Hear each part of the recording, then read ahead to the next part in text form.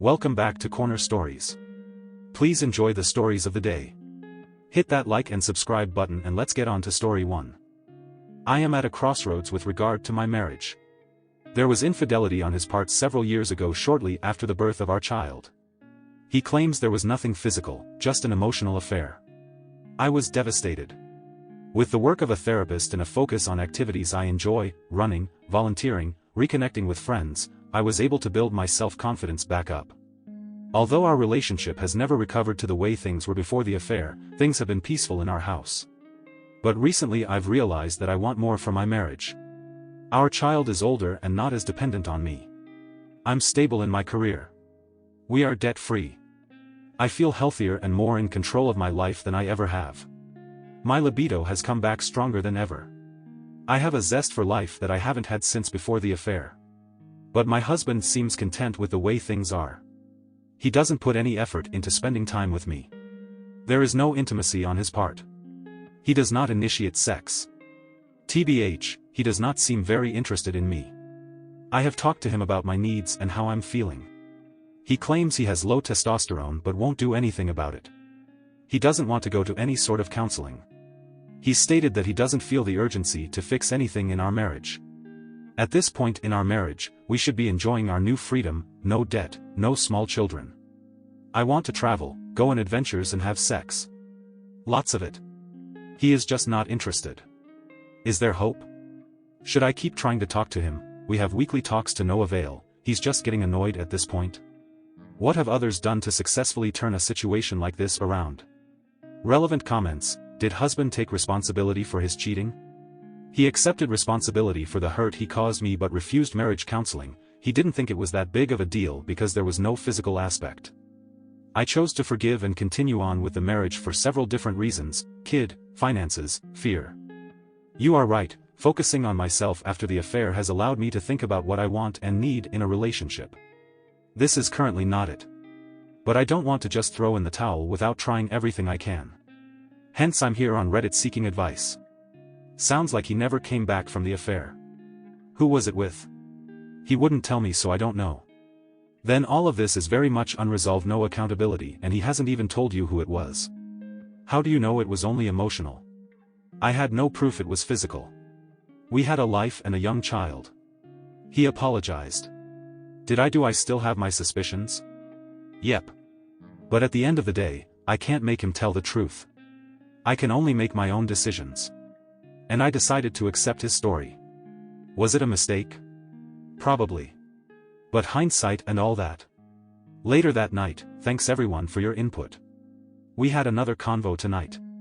Same old same, can't commit to doing the work because he doesn't know how much work it's going to entail. What about our kid? We're great co-parents. Blah, blah, blah. All sprinkled in between, I do love you. I know it's time for me to stop chasing and just walk away. It's so damn scary though. Update post 1, September 15, 2022, 1.5 months later, following up on my last post. It's on my profile page if you want background. I had a final talk with my husband. Here is a synopsis of our conversation. I told him that I refuse to live like this any longer. I want a husband, not a roommate co-parent. His response is that we owe it to our son to provide him with a two-parent household. I told him that we owe it to our son to be happy so that he knows what happiness looks like. I don't want to normalize this environment for him. Husband doesn't understand why he can be content to live like this, but I can't. Accused me of being insecure because I can't live without a man. Husband says that we should continue to carry on like this for our son and maybe the relationship will improve with time. I responded by saying that our marriage has never really been good and I don't want to go back to that. I want to try to work towards something better. He says that he believes that I like being miserable and asks me several times, why can't you just be happy? Husband then admits to me that he never wanted to get married and have kids, but that is what normal people do, so he went along with it. This was an aha moment for me, as I always knew something wasn't right about our marriage. I was never settled and always had to fight for my needs. I asked husband to move out of the house so we can start separation. He refused, saying that it would be too hard on him. I obviously can't leave because I am the main caregiver of our son and I am not willing to uproot him. When we separate, I'd like my son to continue to have this home as his primary residence. After the aha moment came an intense wave of sadness. I am now questioning everything in my life. I started to cry and he got frustrated and left. We have not said anything to each other since. We briefly will discuss household duties and childcare, but that's it. Husband has been helpful around the house, with son's school activity schedule, very attentive to our son, polite and not nasty, planning family game nights and things we can do together as a family. Most of the things I begged him to do for the last 16 years. This is just confusing and infuriating. Why now when I have one foot out the door? I really don't know what to do at this point. He doesn't want me to leave but won't stop me if I do. He won't leave but has stated verbatim that he refuses to work on our marriage. I am totally confused. I am seeking advice. Please note, just leave is not an option for me. I'd have to leave my son. That is not an option. Relevant comment, you have to actively make changes. Leave with your son. He won't let me leave with my son and I can't just do it. That would be kidnapping. I would make my situation so much worse than it is. I could move out on my own then work on a custody arrangement with husband. But my son will be devastated. He would not want to leave the home he's lived in his entire life. I'm not sure I can do that to him now. I was working with a realtor to find a home, but husband is making it difficult. AITA post, September 21, 2022, 6 days later, husband and I no longer have any sort of relationship. We are co-parents and roommates. Husband refuses to work on marriage but doesn't want me to leave as he thinks our child will suffer. You can read my previous posts on the current state of my marriage on my Reddit page. Husband and I both have good paying jobs that allow us to pay all monthly bills, save for retirement and emergencies, and still have a bit left over for fun. We have a household budget tracker that shows that we pay roughly equally into household expenses, even though he makes more than me. I recently got a second part-time job that will allow me to invest in myself, new professional headshots, going on vacations by myself with friends, therapy, etc. I do not want this income to be included in our household income. Husband thinks my new income should count towards our household income and as such, I should be paying more proportionally into household expenses. As far as I'm concerned, since I no longer have to put any effort into our failed marriage, I can instead start to focus on working on myself. This includes spending money from my part-time job on experiences that will make me happy. My question is, AITA for not using the money I earn from my part-time job toward our household? Edit to add, my second job will be done from home in the evenings. There is no need for my husband to help me with childcare additional tasks around the house. Relevant comments, if he suddenly got a bonus or raise, would he include that money in the household budget? Probably not. I suspect you're right. I know he has received bonuses from his job but I've never seen a dime. He has purposefully kept our finances separate and kept me in the dark about what he spends. He of course has always had access to all of my financial info. More info on son and responsibilities. There are no childcare costs, our child is a teenager. I edited my post to state this.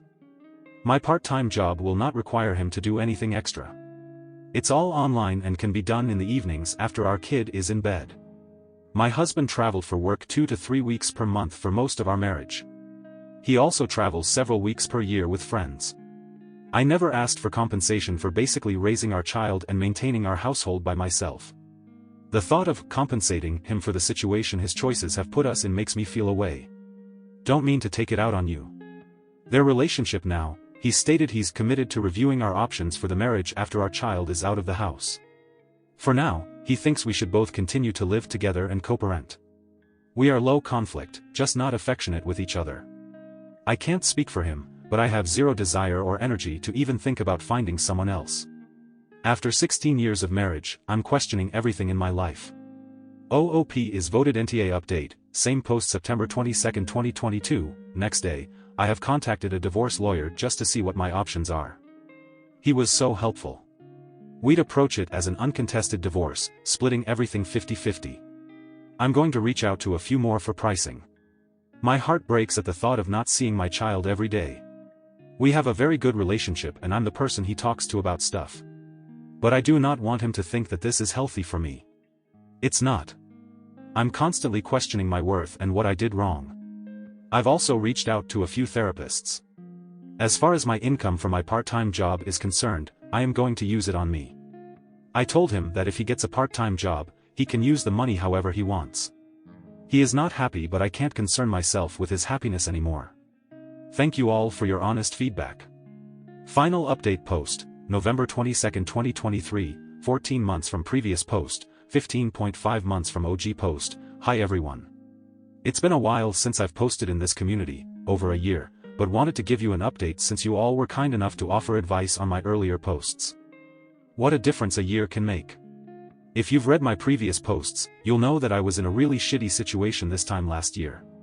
My marriage had ended years ago and I was in the throes of grieving it. I contemplated suicide, but thank goodness I was able to talk myself out of it. Since then I've separated from my husband, purchased a house, got a new job, ran a marathon, met a new man and traveled quite a bit. It's been a wild and busy year.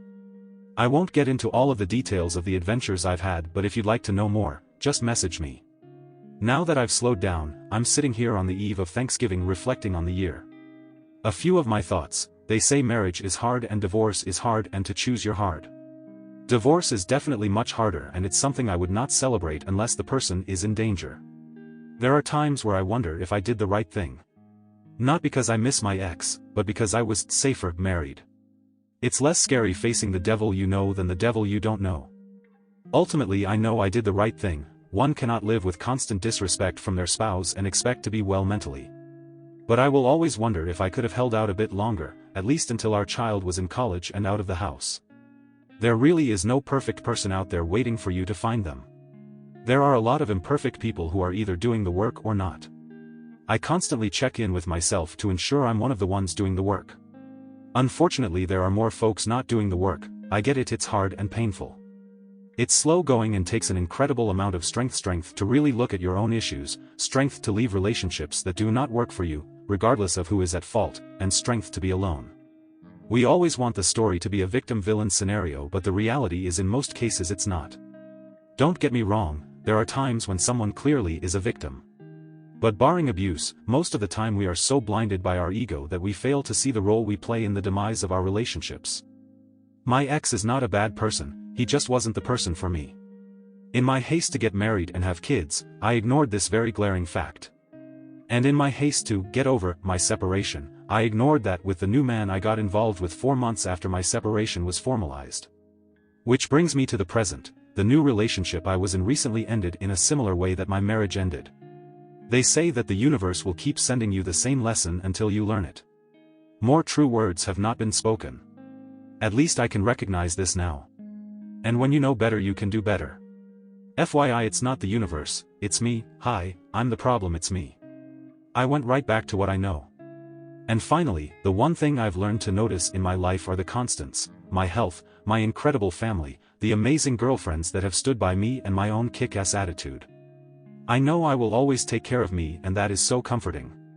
Recently one of my BFFs confided in me that she's thinking about divorcing her husband. She explained the situation to me and then asked me what she should do. I gave her the most honest answer I've ever given anyone in my life: I don't know. I'm not her and I cannot possibly understand the situation she's in. But I did promise her that whatever decision she made would be the right one for her and that I would support her 110%. For anyone that's contemplating a major life change, please know that you really do know what is best for you. Please trust yourself to make the decisions you need to make, knowing that you will be there to take care of yourself. I wish you all the adventures, self-love and friendship that your heart can handle. Happy holidays and thanks. Thank you for joining me today. Don't forget to connect with each other in the comments below. Until next time, be kind, be curious, and I'll catch you in the next video. Corner Stories signing off.